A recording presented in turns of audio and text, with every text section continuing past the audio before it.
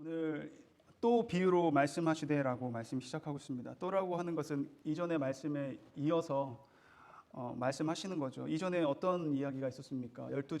많은 제자들 중에서 특별히 밤새서 기도하시고 예수님께서 12제자를 부르십니다. 그리고 12제자와 함께 많이 모여있는 그 제자들 모두에게 지금 예수님께서는 말씀하고 계시는 거예요. 그러니까 제자들이 되려면 이렇게 해야 된다. 나의 제자는 이런 삶을 살아야 된다라는 이야기를 하는 거죠. 그래서 지난 시간에 잠깐 보면은 여러 가지 예수님께서 말씀하셨지만 특별히 바로 전 말씀 보면은 헤아려 주라라는 이야기가 나옵니다. 헤아려 주고 또 비판하지 말고 정죄하지 말고 또 아버지가 자비하심 같이 너희도 자비함을 입어야 된다. 자비를 베풀 줄 알아야 된다. 그런 이야기를 하시면서 오늘 또 비유로 말씀하시되라고 되어 있어요. 이제 예수님께서 실질적으로 어떻게 해야 된다라는 것을 이야기해 주면서 이제 비유를 통해서 좀 더 이해하기 쉽게 이야기해 주시는 거죠. 오늘 비유가 4가지 비유가 나오는데 첫 번째 맹인에 대해서, 그리고 네 눈에 있는 들보를 먼저 보라라는 그 비유 2가지가 있는데 이 2가지는 어떻게 보면 하나인 비유라고 볼 수가 있습니다. 맹인이 맹인을 인도하는 것 여러분이 잘 알고 있죠. 소경이 안 보이는 사람이 어떻게 안 보이는 사람을 인도할 수 있겠습니까? 우리가 이전에도 계속 보았지만 새 포도주와 낡은 가죽 부대에 대해서도 이야기했잖아요. 새 포도주는 발효가 되기 때문에 그 가운데 낡은 가죽 부대가 있으면 낡은 가죽 부대도 터지고 새 포도주도 이제 다 땅에 떨어져서 다 못 쓰게 되는 거잖아요. 그래가지고 새 가죽 부대가 돼가지고 낡은 가죽 부대가 아니라 그들을 품을 수 있는 아주 튼튼한 그 마음 품을 수 있고 기다려줄 수 있는 그 마음을 품으라는 이야기를 했고, 또 보면은 안식일에 대한 이야기도 있었잖아요. 그 안식일도 바리새인과 서기관들이 그들을 정죄하고 넘어뜨리려고 엿보고 있으면서 계속 실험을 하고, 또 제자들 세례요한의 제자들이나 우리 바리새인들이나 서기관들은 금식도 하고 기도도 열심히 생활을 하는데 제자들을 보니까 그렇지 않아 보이거든요. 매번 비방하고 비난하고 정죄하고 판단하는 것을 볼 수가 있었습니다. 예수님께서는 맹인이 그렇다는 거죠. 어떻게 보면은 새 포도주, 이제 새로 교회 오고 여전히 변화되지 못하는 그런 성도들을 바라보면서 대하는 것이 아니라 이것은 내가 그렇게 함으로 말미암아 정죄하고 뒤에서 누군가에 대해서 안 좋은 이야기를 하고 수군수군 거리고 하는데 거기에 동조한 사람들도 포함된다는 이야기를 하는 거예요. 맹인이 가르치는데 그 사람이 하는 이야기가 교회에 오래 다닌 직분자라서 교회에 오랜 생활을 했기 때문에 교회에 터줏대감을 해서 그 사람이 하는 이야기가 듣고서 그 이야기에 동조하면서 맞아 그렇구나 그렇게 듣고서 판단하고 정죄하는 그 자리에 함께 있을 때 맹인을 인도하는 거 똑같다. 그렇기 때문에 그 자리에 있는 자라면 그 자리에서 똑같이 그렇게 하지 말라는 이야기인 거죠. 그러면서 결국은 그 맹인이라는 선생이 먼저 된 사람이 그렇게 먼저 눈에 들보가 있어가지고 남의 눈에 있는 티를 보고서 뭐라고 한다면 그것은 맹인이라는 거죠. 교만한 사람이라는 것입니다. 그렇기 때문에 먼저 내 들보를 빼야 된다. 이제 제자들에게 그렇게 이야기하는 거예요. 그러면서 뭐를 요구해요? 회개를 촉구하는 것입니다. 먼저 네 눈 속에 있는 들보를 빼라. 남들에게 정죄하고 판단하기 이전에 네 자신을 먼저 보라는 거죠. 곰곰이 생각하고 내 자신을 돌아보면 내가 저런 모습이었는데 라는 생각이 들 것입니다. 그냥 감정적으로 그 사람의 그냥 미워하는 마음 때문에, 이전의 말씀도 있잖아요. 사랑하는 사람만 사랑하는 거는 세상 사람도 다 할 수 있다. 내가 뭔가를 할 때에 무슨 보상이나 기대를 바라면서 대가를 바라면서 하는 거는 세상 사람도 할 수 있다. 원수를 사랑하는 것은 예수 그리스도 안에 있는 제자들 너희들만 할 수 있는 것이다. 예수님께서는 사랑하라고 말씀하고 계십니다. 그러면서 오늘 그렇게 맹인의 비유에 대해서 이야기를 하셨죠. 마태복음 15장에도 보니까요 이런 말씀이 있습니다. 하나님을 헛되이 경배하지 말아라. 입술로는 나를 존경하되 마음은 내게서 멀도다라는 말씀이 나오거든요. 그들이 많은 바리새인들과 서기관들이 하나님을 경배했습니다. 근데 그 경배하는 것이 다 헛된 것이 되었다라는 거죠. 왜냐하면은 그들은 입술로는 하나님을 존경해요. 내가 하나님을 시인합니다. 주여 주여 하고 교회 생활 열심히 했습니다. 근데 그들의 삶 가운데서는 전혀 예수 그리스도의 모습이 보이지 않는 거예요. 그들의 마음은 하나님으로부터 너무 멀리 있다는 것입니다.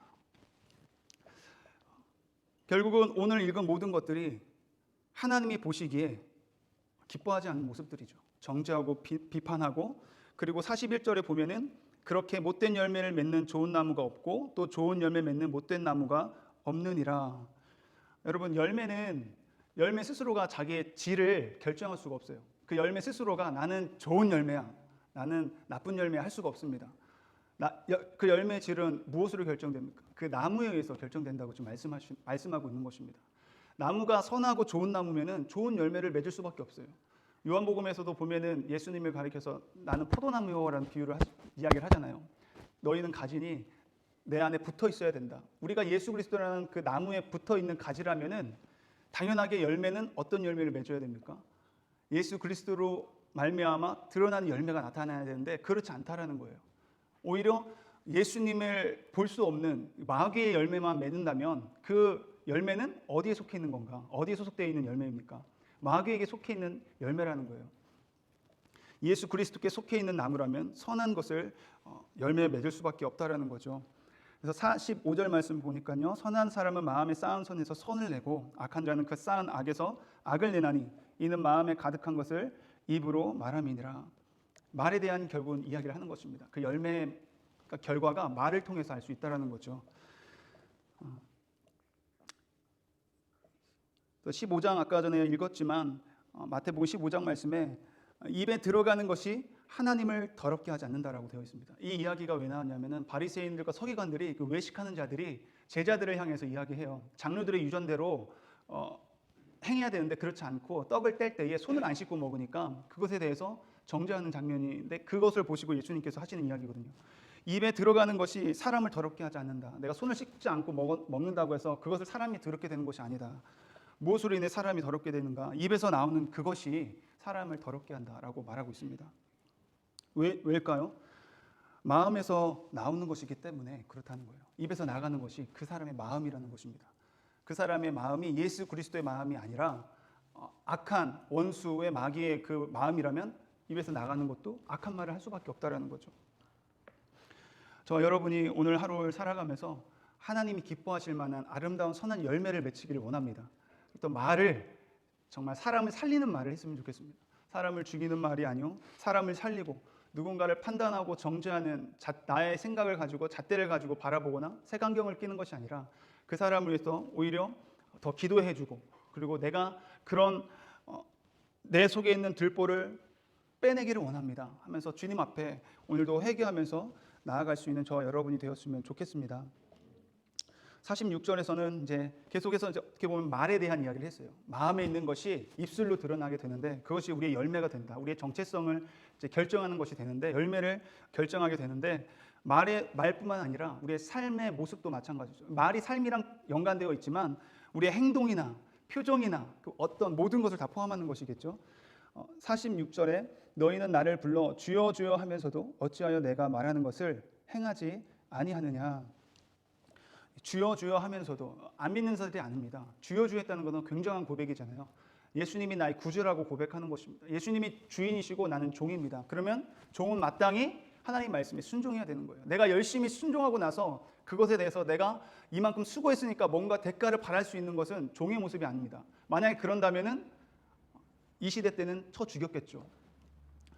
주여 주여 하면서도 안 믿는 것이 아니에요. 시인을 합니다. 내 주인 되신 예수님에 대해서 주인을 하고 신앙의 고백을 하는데 내가 말하는 것을 행하지 아니하느라. 들은 말씀을 그대로 행하지 않는다는 거예요. 47절에 보니까 내게 나와 내 말을 듣고 행하는 자마다 누구와 같은 것을 너희에게 보이리라. 지금 예수님께서 보여주시는 거예요. 내 말을 듣고 행하는 자는 이러한 사람이라는 것을 내가 지금 보여주는데, 어떤 사람이냐면 반석 위에 집을 짓는 사람이라는 것입니다. 반대로 내 말을 듣고 행하지 않는 자는 모래 위에 집을 짓는 것과 동일하다라고 말씀하시는 거예요. 내 말을 듣고 행하는 자, 들었다는 건 뭐예요? 믿음은 들으면서 난다고 했습니다. 말씀을 들었어요. 듣고 결단도 합니다. 아, 말씀 좋다라고 그 지적인 동의까지 다 했어요. 근데 그가 예배를 마치는 순간 하는 모습이 말씀에서 요구하는 모습이 아니라 하나님이 근심이 되고 하나님이 영광이 가리우는 삶을 산다면 그것은 자기를 속이는 자라고 말씀하고 있습니다. 야고보서 1장 22절에 보면요, 너희는 도를 행하는 자가 되고 듣기만 하여 자신을 속이는 자가 되지 말라. 야고보서 1장 20절에서 27절 말씀을 보면요, 말에 대한 이야기가 나요. 성을 내는 거, 화내면서, 화나면은 화나고 막 저희가 성을 나면은 바로 그런 것이 막 생기게 돼요. 이씨, 애들도 막 씨 막 이렇게 해서 이렇게 되고, 어른들도 이 화나는 격한 것을 표현하기 위한 과격한 말을, 상대방이 상처받을 만한 막 그런 말을 하잖아요. 그런 말을 야고보서 1장 20절 27절 보면 있습니다. 노를 화내는 거, 말을 하는 거에 대해서 하나님께서는 네가 듣기만 하고 네 자신을 속이는 자가 되지 말라고 말씀하고 있죠. 결국은 그렇게 듣고 행하는 자는 어떤 상황이 와도 흔들리지 않습니다. 고난이 와도, 역경이 와도, 어떤 환난 가운데 올지라도, 어떤 위기 가운데, 그리고 내가 어떤 그런 물리적인 거 말고도 내면적인 거, 내가 흔들리기 쉬운 죄 가운데, 영적인 부분에 있어서도 우리가 흔들리지 않게 된다는 것입니다. 우리가 쉽게 넘어지는 그 죄 있잖아요. 습관적으로 짓는 죄도 결국은 내가 하나님의 말씀을 듣고 그 말씀대로 행하면, 우리가 데살로니가 보면은 데살로니가 성도들은 되게 신사적이라고 하잖아요. 그러면서 그들을 왜 상고한다고 했습니다. 그 상고한다는 것은 다른 것이 아니라 내가 들은 말씀들을 삶 가운데 적용해 본다는 거예요. 상고해 본다는 것입니다. 내가 이대로 한번 살아보자. 저희가 어저께도 말씀 들었지만 매 순간 하나님을 생각하라, 하나님을 의식하라고 하잖아요. 2, 3분마다 정말 2, 3분마다 그렇게 우리가 하나님을 생각하고 의식한다면 정말 우리가 하나님 말씀 가운데 계속 서 있을 수 있을 것 같아요. 어저께 말씀을 들으면서 나도 한번 해봐야 되겠다.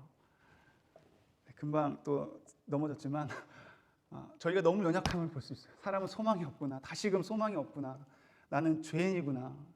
주님 앞에 또 회개하면서 어젯밤에 잠들었는데, 저와 여러분 오늘 또 다시 한번 이 자리에서 기도하면서 하나님의 은혜 가운데 내가 오늘 진짜 매 순간순간 내가 하나님을 기억하고 생각하며 말씀을 상고하면서 이 말씀대로 내가 적용해 보겠습니다 하면서, 내가 하고 싶은 것보다 주님이 원하시는 게 무엇입니까? 여쭤보고 주님 나와 함께하여 주시옵소서. 그렇게 오늘 주님과 동행하는 삶을 살아갈 수 있기를 바랍니다. 그때 우리는 하나님이 바라시는 열매를 맺게 될 줄 믿습니다. 많은 사람들 우리를 볼 때 저 사람은 예수를 닮았구나, 예수가 계시다면 저런 모습이겠구나 라고 우리가 보여줄 수 있는 그런 선한 영향력을 끼칠 수 있는 저와 여러분이 되었으면 좋겠습니다.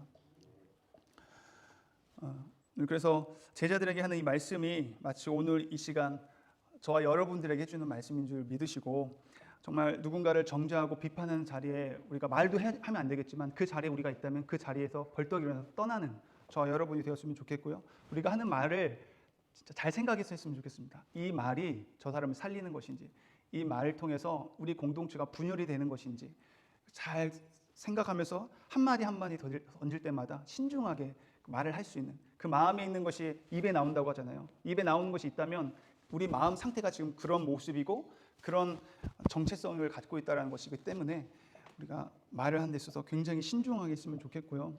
우리의 삶에서도 하나님의 말씀을 듣고 그냥 듣는 것에만 멈추는 것이 아니라 그것을 행함으로 인해서 나를 속이지 않는 저와 여러분이 되었으면 좋겠습니다. 기도하시겠습니다. 하나님 감사합니다.